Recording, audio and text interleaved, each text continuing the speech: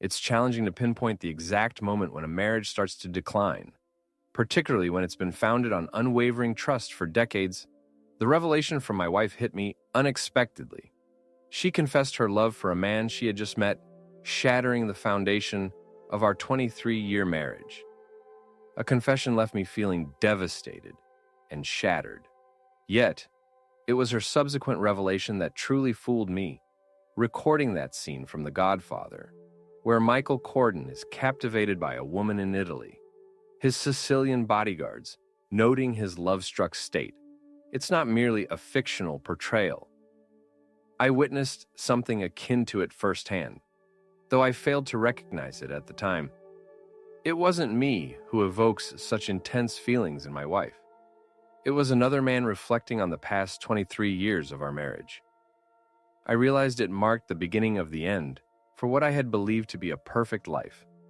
I often find myself jumping ahead, contemplating the course my life was supposed to take, but didn't allow me to properly introduce myself.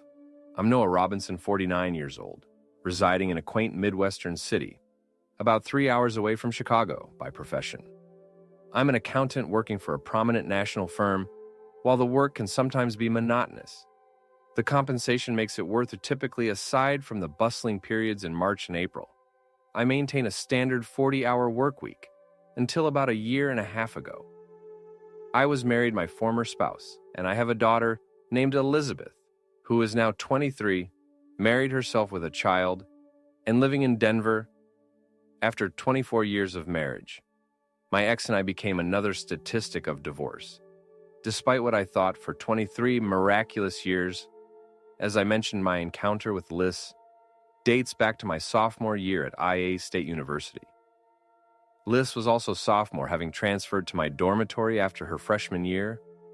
I first noticed her slender, athletic figure basking in I was intense. August sunlight outside the dorm. As I entered with some friends, I couldn't help but Jew. St. K, I have to go. I'm about to introduce myself to the future of Mrs. Robinson, though, said in jest. There was a hint of seriousness as my friends followed my gaze to Louise. Wow, one of them remarked. I heard the words but couldn't discern who had spoken. My attention was completely absorbed by the blonde beauty reclining on a towel in a bikini beside the dorm. Leaving my friends behind, I approached her, but as I got within about 4 FD, she propped herself up on one elbow and waved me off with her other hand. I felt crushed until she spoke up. Hey, idiot! You're blocking my sun swiftly. I shifted about a foot to my right, allowing the sun to cascade back onto the enchanting woman beside me. Her megawatt smile illuminated me. And in that moment, I would have gladly acquiesced to any request. Much improved, you do. She chuckled, seemingly unfazed by the presence of a stranger approaching her. I suppose, when you possess her level of beauty, such encounters are commonplace. I express admiration for her beauty and propose a date for the upcoming Friday night if I agree. Will you kindly remove the dro from your chin, she teased. What? Oh yes, the drool, absolutely, it's gone, I stammered, feeling like a clumsy fool. Well, it's quite evident you're not one of those smooth talkers with rehearsed lines. So yes, let's go out on Friday night, she agreed, and I obtained a phone number. That evening, we dined to co-Italian restaurant on Names. While I sat there enraptured, she regaled me with tales of her life from the age of 3 until the present. It seemed only when the main course arrived that she paused her narrative. We just seemed to connect effortlessly, and within a month, we were spending almost all our free time together. She wasn't just intelligent. She held the title of her high school's valedictorian. Alongside her intellect, she possessed a mischievous sense of humor and a quiet self-assurance. As for myself, I considered my looks to be decent. Nothing exceptional, but I maintained a reasonable level of athleticism. SM earning 7 varsity letters in high school. Intellectually, I ramped in the top 5 of my graduating class and was capable of engaging in thoughtful conversations on various topics. However, as Lisa pointed out, I wasn't the type to have a smooth line for every occasion. Despite my confidence, I knew I was aiming beyond my lead when I asked her out. But, as they say, you don't get anything if you don't try. Right after first physical contact, occurred on our sixth date. Neither of us had much experience, but I had a limited number of previous partners, yet I possessed a secret weapon. I diligently read articles in various adult magazines, not solely fixating on images judging by the enthusiastic reviews I received from my partners. I must have developed quite a skill set, and the knowledge I gained from it proved valuable. Louise and I tied the knot shortly after graduating, effortlessly securing jobs. She found a position as a third-grade teacher while I pursued a career in accounting, both providing stable incomes for our future together a couple of years after purchasing our house. We welcomed our only child or daughter. Life in our bed was satisfying, providing enough variety and frequency to keep both of us content. However, as time passed, like many couples, the demands of life and aging somewhat reduced our frequency of intimacy. Even after Elizabeth left for college, we maintained a passionate bond, still intimate 3 or 4 times a week. Occasionally, worries about Louise's fidelity crossed my mind, but these concerns were rare and fleeting. She might mention a new young teacher at her school being flirtatious, but she never showed any indication of reciprocating or pursuing anything further. I attributed these thoughts to my own insecurities. Admittedly, Louise is undeniably attractive, and I couldn't blame anyone for admiring her. However, admiration was where it should end. I made my stance clear to Louise early in our relationship. There's no room for sharing. She echoed the sentiment assuring me that she felt the same way. While she didn't mind if I glanced at other women, any physical contact would be unacceptable. I respected her boundaries wholeheartedly. That was our understanding. Everything changed when we found ourselves at the annual summer party hosted by our neighbor, the Louises, who lived 3 doors down. In our fashionable neighborhood, Liam and Olivia always threw a grand bashful weekend following the 5th of July, and Louise and I made it a tradition to attend every year, along with most of our blocks. Residents, the festivities were always a blast. Liam and Olivia were exceptional hosts, providing delicious food and drinks, and their property boasted a sizable in-brown pool and a sand volleyball court. Even the guests they invited from outside the neighborhood were usually enjoyable, with just one exception. But I'm getting ahead of myself. The party kicked off at noon, and Louise and I strolled over around 2:10. I headed to the bar, grabbing a white S-Fundle for Louise and a Mellow G for myself, and we began mingling, initially sticking together before gradually branching out into separate conversations. Both indoors and outdoors, this had never been an issue before. Periodically, I checked in with Louise to see if she needed a refill or a snack, or she would seek me out.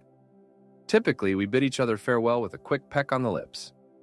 At one point, I was chatting with some male neighbors, while Louise was across the yard engaged in conversation with a group of women. A few outsiders arrived, including a man, accompanied by 2 women prompting Lamb to greet them. That's when I noticed Louise's sudden change in demeanor. As she observed the newcomers glancing at her, I saw that she had stopped conversing with her friends and was fixated on the newcomers, with a look that seemed to blend astonishment and desire. At the time, I couldn't quite decipher her expression, but it was clear she was captivated. I must admit, after watching them for about 30 seconds, I felt a sense of unease set. Lise turned toward me, locking eyes and bushing deeply before returning to her friends. Ever had that strange sensation that something isn't quite right, but you can't quite pin it down? "Oh, no, please," she exclaimed upon noticing my hold on the man's wrist.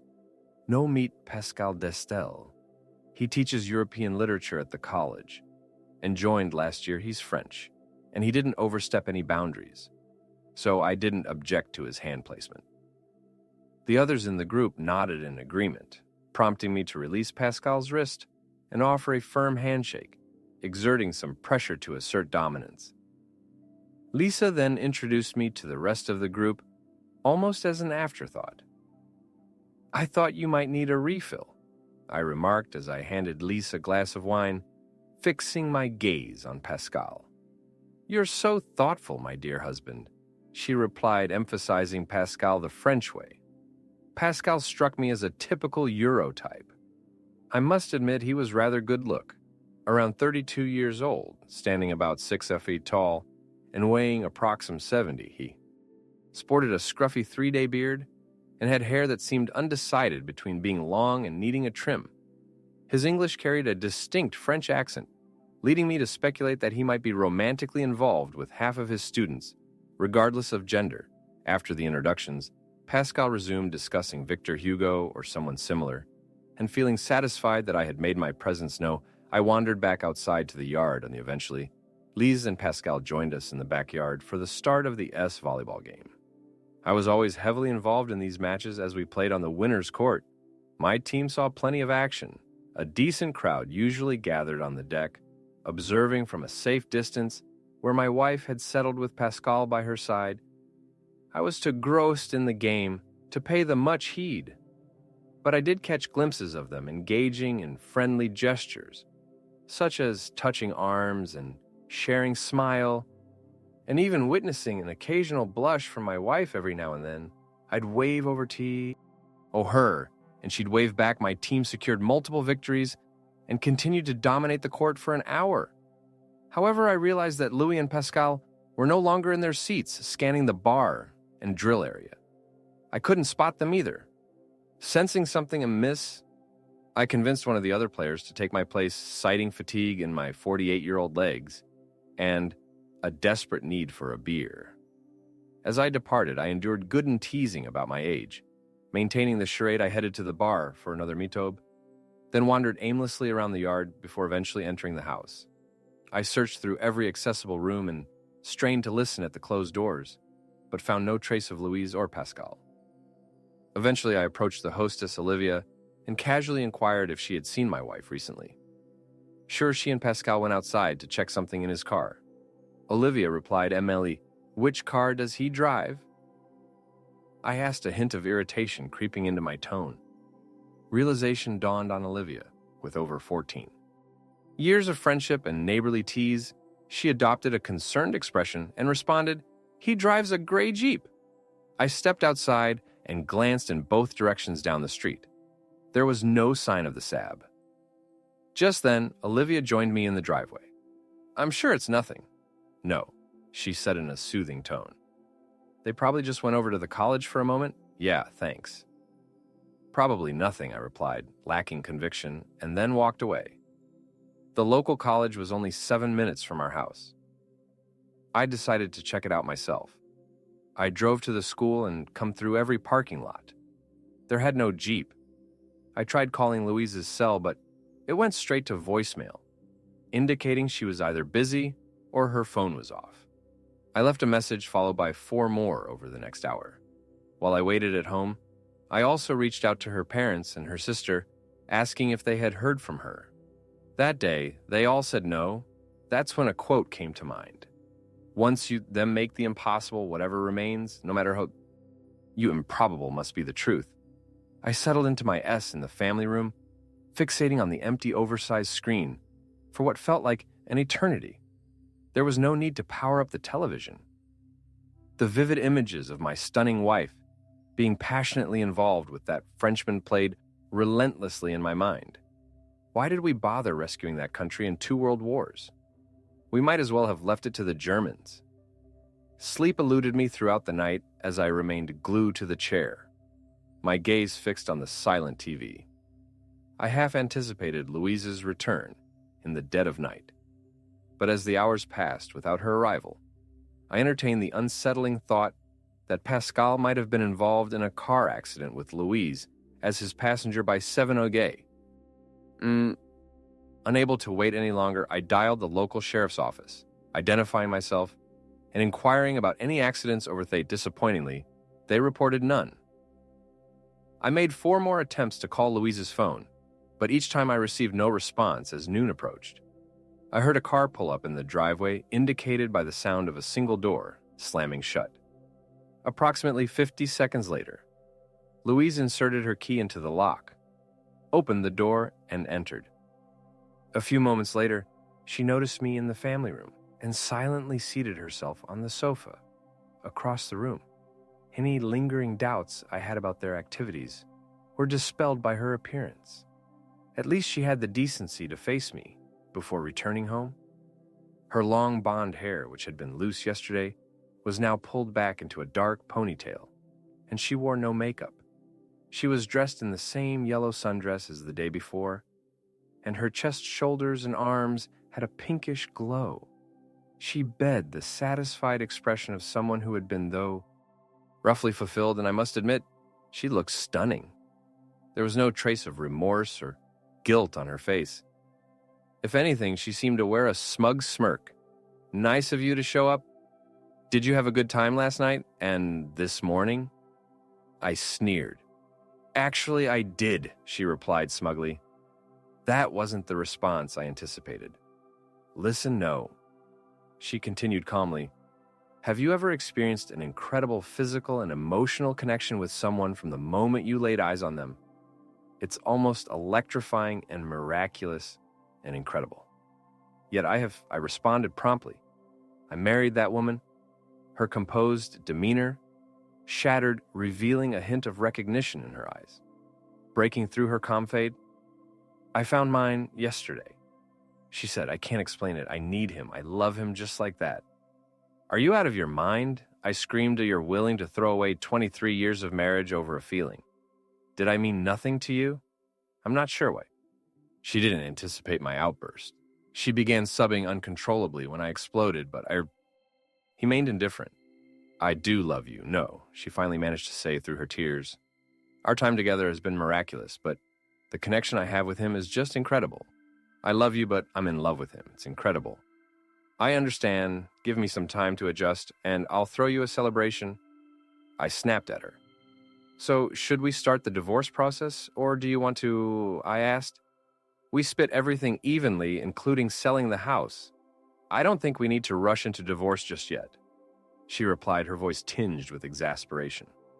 Let's see how things unfold. We can make major decisions later. Now it was my turn to feel exasperated. What I protested, that's not how it works. You don't get to keep me as a backup plan. If you're with him, then go to him as soon as possible. As far as I'm concerned, we were finished when you slept with him yesterday. Repeat it only strengthens my decision, but she stuttered. Fine, I'll file for divorce and move out by the end of the week. True to my word, I moved my elongings out of the house. By the end of the week, I took a couple of personal days off work to sort it out.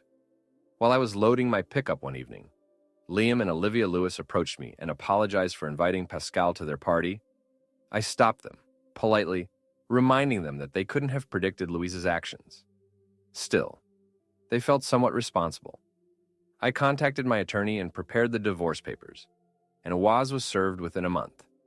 It seems she assumed I would procrastinate, as my lawyer informed me that the process server mentioned she reacted strongly when he handed her the papers.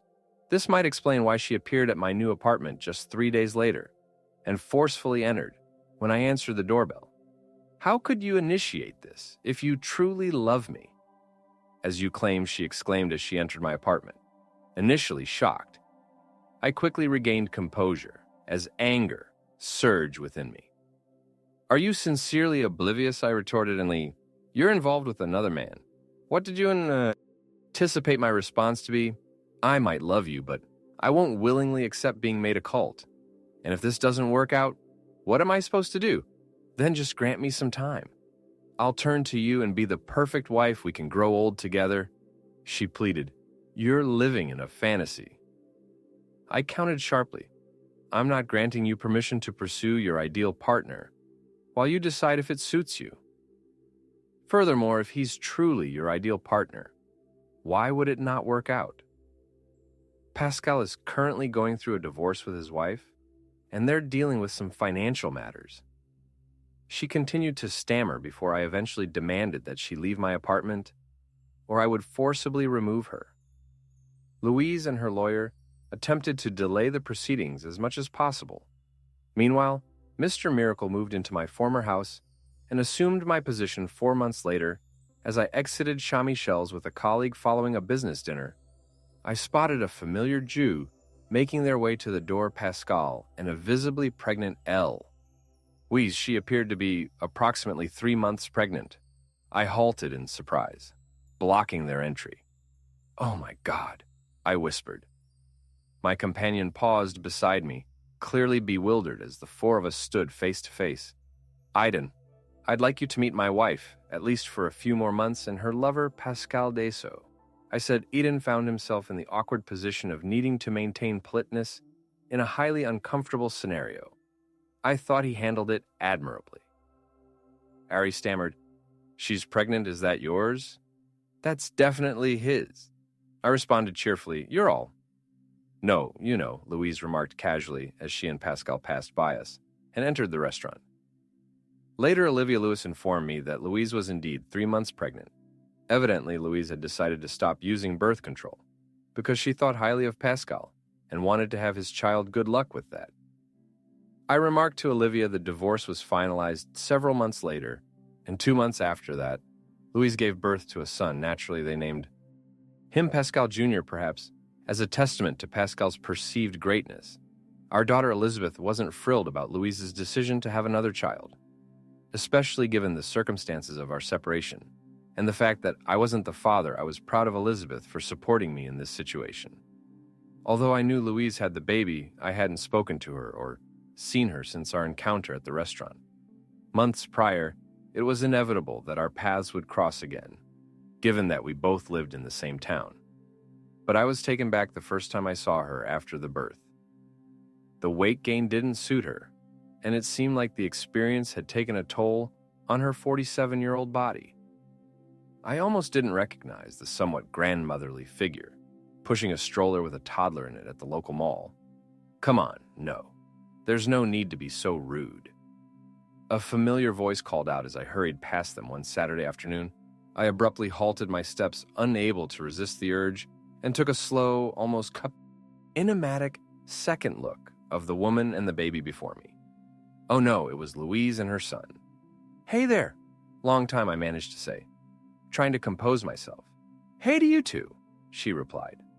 The baby predictably was adorable. He inherited Louise's hair and eye color, but had his father's slightly darker complexion.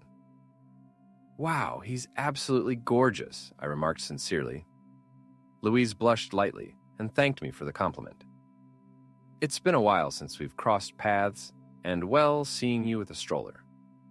I apologized for not recognizing her immediately, though she visibly flinched at my apology, but graciously brushed it off without comment. While I had found her incredibly attractive after Elizabeth's birth many years ago, she was now more than 2 decades older, and since this baby wasn't mine, I suppose my hormones were firmly under control.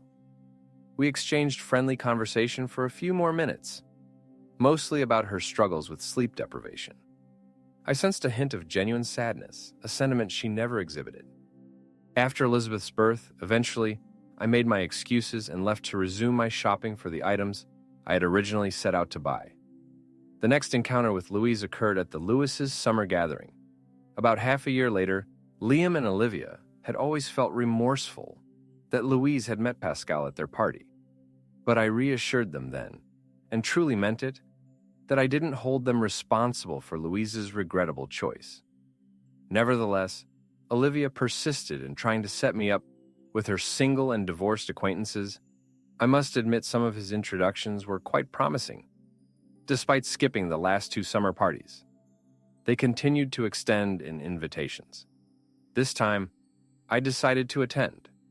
Even though they cautioned me that Louise and Pascal would also be present, I assured them that if any issues arose, I wouldn't be the instigator, and I intended to stick to that promise. I had been at the party for a couple of hours when I spotted Louise and Pascal entering the backyard. Since their baby way sat with them, I assumed they had left the child with a babysitter. Louis had shed some of her pregnancy weight and didn't appear as ill as the last time I had seen her, but there was an unmistakable sadness in her once lively blue eyes. Even when she smiled, there was a vacancy in her gaze that I couldn't shake. I addressed the elephant in the room early on by approaching Louise and Pascal, offering her a brief hug and shaking his hand. I sensed a slight surprise from both of them, and I could see Olivia holding her breath as I approached. We exchanged small talk for about a minute before excusing myself and turning to my friends by the grill. As the Sun volleyball game began, I joined one of the teams during the second game while I was on the Sun. and I noticed a Weiss sitting in a chair, watching and cheering. Mr. Miracle was nowhere in sight after playing 2 games with a loss. In the second, we had to leave the court and wait for our next turn while getting a beer. I glanced over at Louise sitting alone. He old habits die hard. I thought to myself, grabbing my drink and heading indoors. Upon checking the third room, the den, my suspicions were confirmed. Pascal had his arm around Grace Baker's waist as he conversed with a small group, while Grace gazed at him with desire. Grace, a former neighbor from down the street, was unmistakably married. I should have kept it to myself. I thought, if this is what I suspect, then he plans to be intimate with this woman tonight by betraying Louise. If I don't say anything, it will be my fault. If I speak out, it will cause chaos, and I will still be wrong. A real friend would have informed her, but I wasn't a real friend. I was her ex-husband. Why should it be my duty? And then fate intervened. Grace's husband, Jacob, who happened to be on my son. Volleyball team apparently followed me inside to discuss strategy when he noticed the same scene as me. Pascal hooting Jacob's wife, and she looking at Pascal like he's irresistible. You are a despicable person. Get your hands off my wife. You idiot, he shouted at Pascal as he rushed towards them. I initially moved to intervene in the impending altercation, but then reason prevailed, and I allowed my volleyball teammate to pass me before Pascal could break away from his wife. Jacob seized Pascal's arm, forcefully twisting it. There was a distinct cock, followed by Pascal's agonized cry. The commotion drew even more onlookers into the room. Fortunately, one of Olivia's friends, an emergency room nurse, quickly assessed Pascal's injury and called an ambulance. They arrived along with 2 accompanying police officers. After about 15 minutes, the police officers took statements from everyone present, in case Pascal decided to press charges against Jacob Baker. The older officer, Colin Nelson, looked to be about my age, while the younger one, Caroline Carter, was in her early 40s and had pronounced Irish facial features. I did not fail to give Officer Carter a statement. Amidst the chaos, Lise was in tears, holding on to Pascal's uninjured arm and tried to comfort him, while emergency room doctors treated him. It was obvious that she was unaware of the events leading up to the altercation. Once Pascal's condition stabilized, the emergency doctors took him to the hospital, leaving Louise behind. She looked at me for guidance, and I nodded, directing her to Officer Carter, before signaling 5 with my fingers. Carter noticed Lise waiting for me, so she proceeded to interrogate me. I recounted my version of events, mentioning that Pascal had taken my wife from me at a party 3 years ago. Her reaction to this revelation was a surprise. Yet you're still planning to accompany her to the hospital. She queried, are you simply exceedingly kind or utterly foolish? I hadn't anticipated that question looking up at her. I noticed she was trying to suppress a smile, utterly foolish. I replied, can't you move on? No, she whined. It's been 3 years. It's not about moving on. Trace, I replied, Pascal shouldn't have laid hands on Grace Baker, and Jacob was justified in his AC. Teens, maybe, if I had shown such boldness, you and I would still be together. The words slipped out unexpectedly, bringing tears to Louise's eyes as she turned away in the pickup. I left Louise at the emergency room and didn't accompany her inside. After our divorce, she and Pascal had to share a small home with the proceeds we split from selling my house, with her occupied for the evening. I reached for the card officer Caroline Carter had given me earlier from my shirt pocket. Quite a charming woman, I'm used to myself. I decided to play it cool, so I waited 3 days before reaching out to Officer Caroline Carter. She picked up on the second ring. Could you have waited any longer? I might have been engaged and married by now. She teased me over the phone.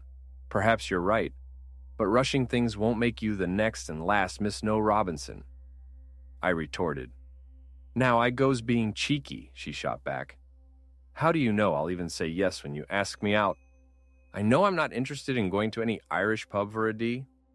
Her mention of an Irish pub caught me off guard, because truthfully, that's exactly where I had planned to take her. It just seemed fitting, taking an Irish girl to an Irish pub. She noticed my hesitation and correctly guessed my intention. What's with you guys? Can't any of you be more creative? Just because I have flaming red hair, you all assume Irish pub. I hesitated briefly before resorting to my backup plan. We had an excellent Greek restaurant in the city that I adored, and Greek cuisine was a departure from Irish fare. After a moment's thought, she responded positively. Thanks for being spontaneous.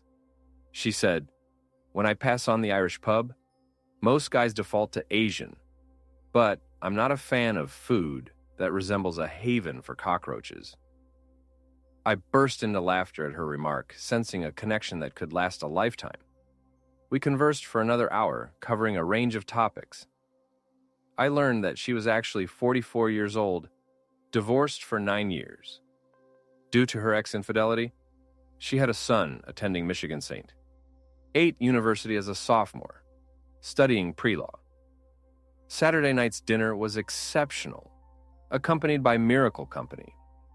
I picked her up from her residence on the south side of town and was stunned by how stunning she looked in her little black dress and heels. She had curves in all the right places, a lovely face, and vibrant red hair. She epitomized the term beautiful.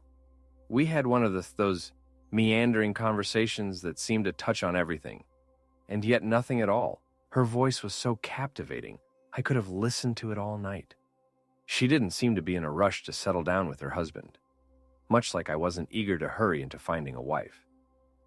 This attitude made her both relaxed and intriguingly unpredictable, especially with her naturally curious nature, almost like that of a detective. She posed some probing questions, showing that she was not only listening, but also engaging deeply with what I was saying. After dinner, I drove her home. I didn't suggest going back to my place, and when going, we reached hers. She didn't extend an invitation either. We exchanged good nights at her doorstep, but then she surprised me by leaning in quickly and planting a soft kiss on my cheek. I must have turned 3 shades of red. I bid her good night and practically floated back to my car. I can't even recall the drive home. It felt like I was 18 all over again. Her lips felt so gentle on my cheek, and I'm almost certain she was wearing White Shoulders perfume. She called me Sunday morning, inviting me over for bagels and lox at her place. How could I refuse such an invitation? A few days later, Olivia and Lamb extended an invitation for dinner, partly to offer apologies for recent events, and partly to hear my side of the story. Pascal had been threatening legal action against them, which caused quite a stir. Does this guy think he's the ultimate catch? Lime exclaimed, clearly irritated Olivia. However, made a comment about Pascal's charm, only herself a sharp look from Liam, according to the Louise's Jack. Ob spent the remainder of the weekend behind bars before being bailed out on Monday morning upon returning home. Grace and their children were nowhere to be found. They had sought refuge with her mother in a neighboring town, suggesting that their 12-year marriage was likely at its end. Tell Jacob to reach out to me. I offered and assure him that I empathize with his situation. I'm here, if he needs a confidant, and I'll support him. When this matter goes to court, Lion agreed to pass on the message, acknowledging the support as it stands. Lion continued, "We've decided that this will be the last of our summer gatherings. The stress is too much to bear." As Liam spoke, Olivia seemed preoccupied with her plate of peas, indicating that things hadn't been the same in Louis land. Since the party a few months later, the news of Olivia's pregnancy became evident as her baby bump began to show in public. I didn't need to speculate on the identity of the father because Lion himself called me to disclose the news. "Can you believe this mess?" he practically yelled over the phone. "The jerk got my wife pregnant. She's been having an affair with him since last year's party." Liam revealed that he had remained oblivious until Olivia started experiencing morning sickness every other day, which mirrored the pattern she had during her previous pregnancies. When Liam confronted her, Olivia confessed to the affair with Pascal for over a year, though she insisted they mostly used protection. However, during a weekend getaway to a motel, they decided to forego it a few times.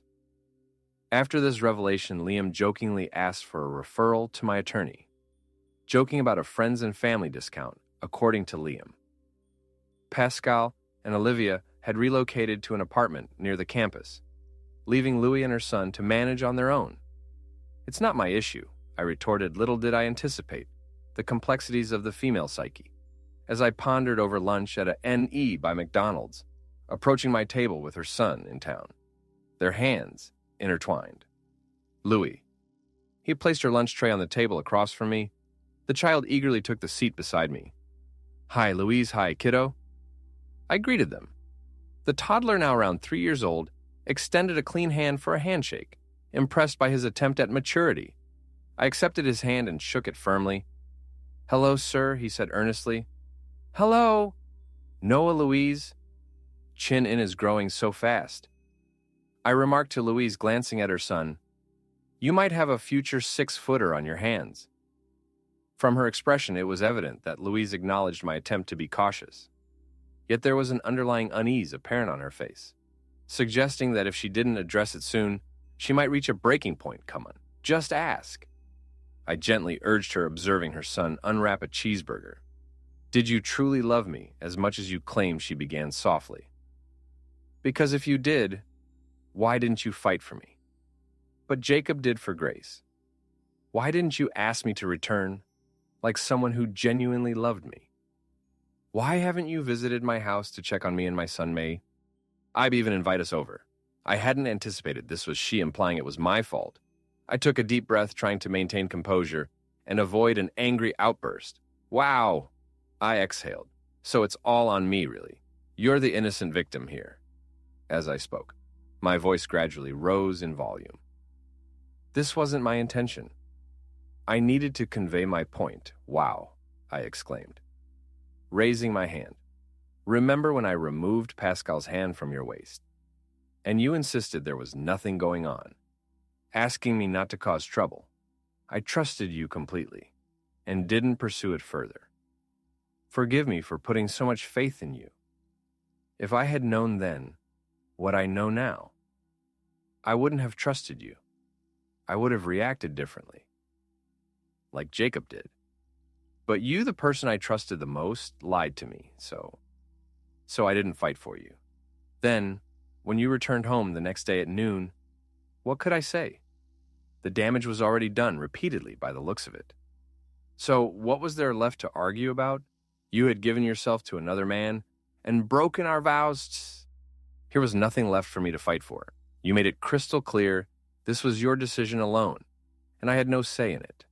So what remained to fight for you were no longer mine. You belonged to him, but you never attempted to change my mind. She complained or convinced me to stay. Nothing if you truly loved me." I asked, "How many times did you sleep with Pascal that first night in mourning?" "I'm sure it was more than once." I remarked the first time could have been a mistake, but maybe I could have forgiven you. Choosing to do it again was a conscious decision. Anything beyond that was you breaking my heart and shattering it into pieces, and you had the audacity to claim you had a fantastic time, an extraordinary time, if I recall correctly, and that you and he shared this almost supernatural connection. You didn't regret a single thing. Lust and lost share the same 4 letters. So, what was I supposed to think, as the saying goes? If you love something, let it go. If it comes back, it was yours. If not, it never was. And then just to add insult to injury, you had his child of 47. I couldn't persuade you to have a second child in 23 years. But not only do you readily welcome Mr. Miracle, but then you let him impregnate you. So is this all about your wounded male ego? She retorted, perhaps a tad too sharply for my liking. My attention snapped to that remark, but with the child present at the table, I resisted taking the bait. What you chose to do once you were with him was decision. It seems you loved him enough to want to have his child. Even if you never desired another with me, believe me, I received the message. We lapsed into silence for a few moments. She seemed hesitant. I sensed the direction this conversation was heading, but someone had to approach the topic. So, what's your plan? Now I eventually inquired, you and Pascal never married, but he's acknowledged as the child's father. Correct, at the very least. You should pursue him for child support. I'm going to let Olivia handle him, Louise replied, but you... Right, I should seek child support from that cheating jerk. That sounds like sound. Advice, do you ever contemplate what could have been between us? She added. How things might have turned out, to be honest? No, I replied softly. You shattered my heart so completely that I never wanted to dwell on what might have been. I cherished some more miraculous memories from our past life that I'll hold dear forever, but that's in the past, and it's never returning. We resumed our meal. I observed the boy playing with his French fries, triggering memories of our daughter Elizabeth. Doing the same thing, he's a fine child unrelieved. I concluded, despite the remarkable connection we initially shared, our relationship never quite reached the depth I had hoped for. While our physical intimacy began passionately, it didn't evolve alongside our emotional connection. Love never fully supplanted the lust, and once the excitement faded, she seemed to realize it. I witnessed that moment of clarity as tears welled in her eyes. She exchanged the warmth and security of genuine love for the fleeting allure of physical desire, akin to a lightning bolt that illuminates briefly before fading away. Nevertheless, my beloved partner and I marked our 7th wedding anniversary with a trip to an unexpected local Italy, while I initially proposed visiting her homeland. A playful response and yearning for novelty led us to opt for a destination with a sunnier climate and vibrant flavors. Our choice of destination aptly mirrored the warmth and exhilaration of our relationship. We continued to work for a few more years before retiring from the computer security firm. We founded together, we reflect on our journey from career development, entrepreneurship. But our connection remains fresh and invigorating, even though we spend most of our time together, both personally and professionally. Each day seems to deepen my love for her, especially now that we have 2 children of our own and 4 grandchildren to boast about. Although our family is teetered throughout Denver, California, and Houston, we treasure the moments spent with our beloved grandchildren from time to time. I meet Louise around town, but our interactions are usually brief. She seems to be busy with maternal duties toward her son, who is now about 10 years old. Tragic from my daughter Louie is unmarried and rarely goes out on dates. It seems that her ex, Mr. Miracle, had to be persuaded to make steady child support payments. Despite all these hardships, her path seems somewhat bleak, devoid of many luxuries. However, we've realized that each of us walks our own path and must accept the consequences of our decisions. Friends, write in the comments how you like this story music.